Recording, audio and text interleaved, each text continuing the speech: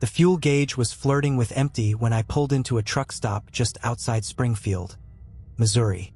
It was past midnight, and I'd been driving for 14 hours straight. Fatigue clung to me like a second skin, but I wasn't about to risk breaking down in the middle of nowhere. The truck stop was typical. Bright neon signs humming against the dark sky, a smattering of big rigs parked in neat rows, and a diner with 24-hour coffee strong enough to peel paint off walls. What wasn't typical was the guy standing under the flickering fluorescent light by the entrance. He wore a trucker's cap pulled low, hiding most of his face, but his stance was wrong. Too still, like he'd been waiting there forever. His shadow stretched unnaturally long across the asphalt, an eerie trick of the light. I nodded at him as I passed, and he nodded back. A slow, deliberate motion that made my skin crawl. I shook it off. Just another drifter, I told myself. Nothing I hadn't seen before. I filled up the tank, grabbed a cup of coffee from the diner, and headed back to my rig. The place was quiet, too quiet for a truck stop. No laughter from tired drivers blowing off steam in the diner. No idling engines rumbling in the distance. Just the faint hum of the fluorescent lights and the crunch of gravel under my boots. Then I saw it, the same guy from earlier now standing next to my truck. "Hey man, need something?" I called out, trying to keep my voice steady. The guy didn't answer. He just stared at my truck, his head tilted at a slight angle like he was studying it or listening to it. My gut churned. Something about him was deeply off. "Truck like this?" he finally said, his voice low and gravelly, like an engine struggling to turn over. "She's been through a lot, huh?" "What?" I replied, confused. He turned to face me, and that's when I noticed his eyes, or the lack of them. His sockets were empty, black pits that seemed to suck in the dim light around him. My breath caught in my throat, but before I could react, he grinned. "You should have kept driving," he said. I backed away instinctively, reaching for the tire iron I kept in the side compartment. My fingers barely brushed the handle before the truck roared to life behind me. I froze, my keys still in my pocket. The headlights blazed on, casting the shadow of the man onto the asphalt.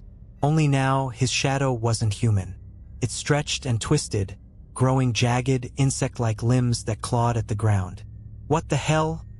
I whispered, my voice barely audible over the deafening hum that seemed to come from everywhere and nowhere. The truck's engine revved harder, the sound splitting the stillness like a scream. Then, without warning, the shadow lunged forward, towards me. I dropped the tire iron and bolted for the diner, my boots skidding on the loose gravel. I didn't look back. I didn't need to. The sound of something massive scraping across the ground told me that whatever it was coming.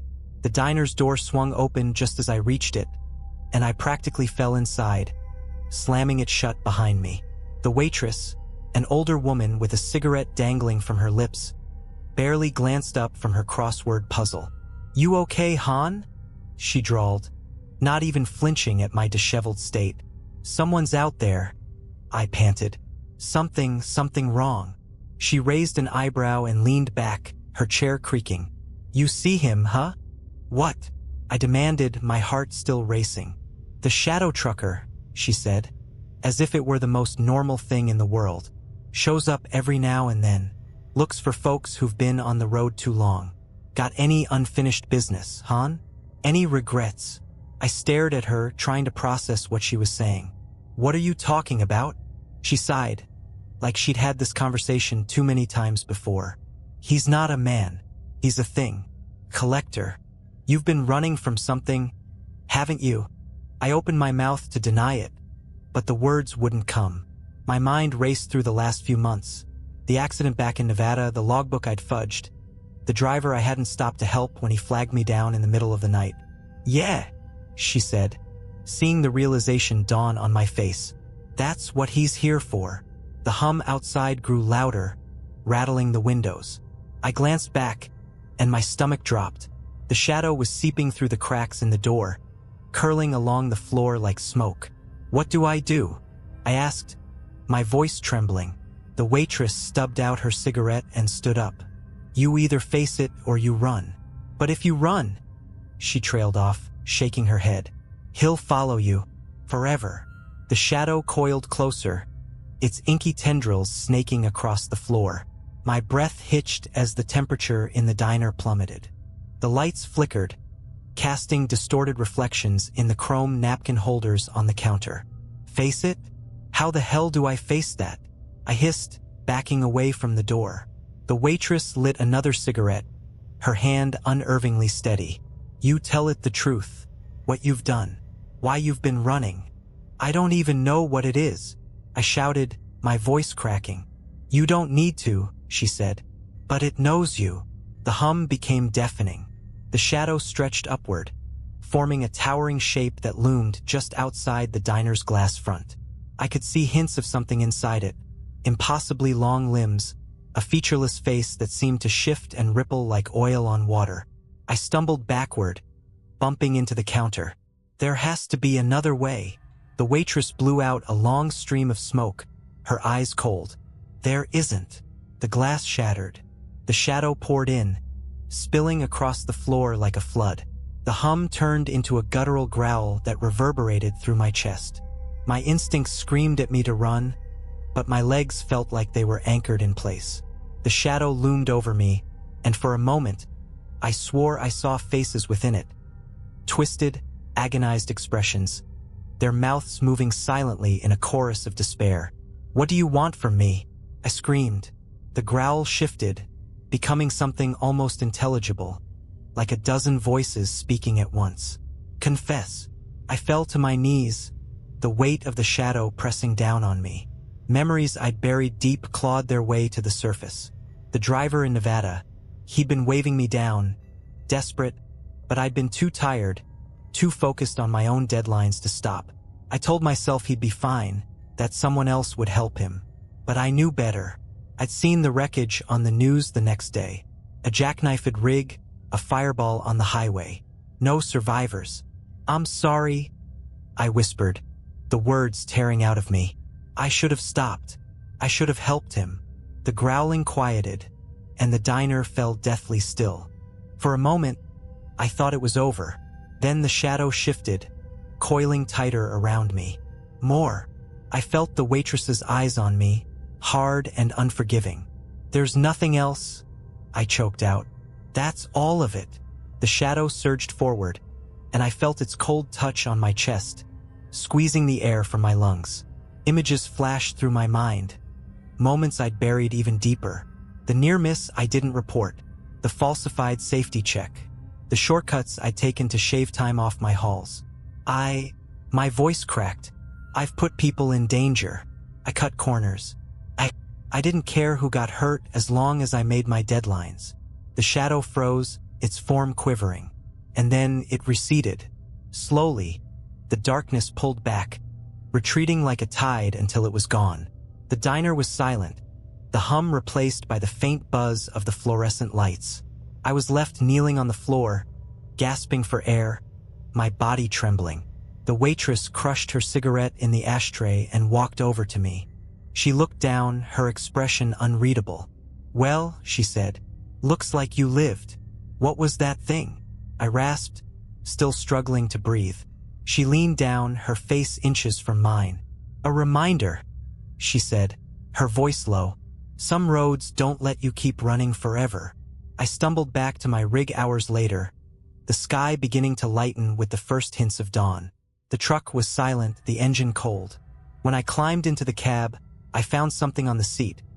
A trucker's cap, the same one the man at the entrance had been wearing. I left it there.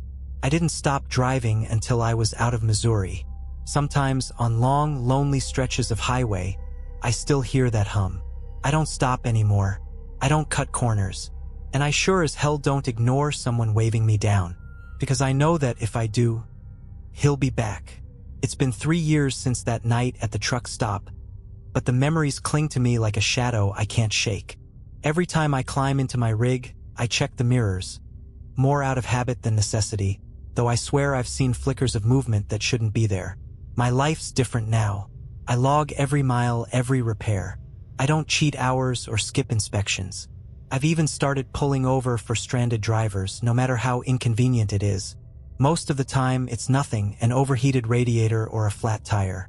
But every now and then, I meet someone who reminds me of myself, tired and fraying at the edges, running from something they can't escape. I tell them to take it slow, to face whatever's eating at them before it's too late. I don't tell them why. Last month, I was hauling a load through New Mexico, a long stretch of highway that seemed to stretch into eternity. The sun had dipped below the horizon, painting the sky in deep shades of purple and orange. I'd planned to stop at a rest area, but something about the road kept pulling me forward. The first hum hit me around midnight. It was faint, barely noticeable over the rumble of the engine, but it sent an ice-cold shiver down my spine. My hands tightened on the wheel, and my eyes darted to the mirrors.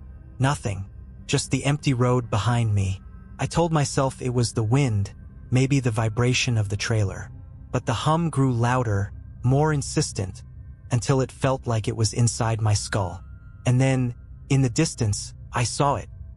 A figure standing on the shoulder, waving. Every instinct screamed at me to keep driving, to push the pedal down and get as far away as possible. But I'd made that mistake before. I couldn't make it again. I slowed to a stop, my headlights illuminating the figure. It was a man, dressed in a tattered jacket and jeans, his face obscured by the brim of a weathered hat. "You need help," I called out, my voice shaky. The man stepped closer and my stomach dropped. His face was wrong. Not disfigured, but off like a bad memory you can't quite piece together. His eyes met mine, and I felt that same cold weight pressing down on my chest. "You still running?" he asked, his voice a low rumble.